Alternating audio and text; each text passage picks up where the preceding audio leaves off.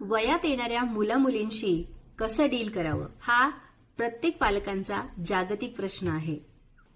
Teenager मुलांबरोबर deal कसं करावं? आता टीनएजर म्हणजे काय? जे मुलं-मुली आता वयात येत आहेत म्हणजे साधारण 10 ते 11 या वर्षाच्या पुढची मुलं आणि 16 ते 15 या वर्षाच्या आतली मुलं. तर हे जे वय असतं, ही जी पौगंड अवस्था असते मुलांची मुलींची, हे खूप तारेवरची कसरत असते आईबाबांसाठी अशा मुलांना सांभाळणं.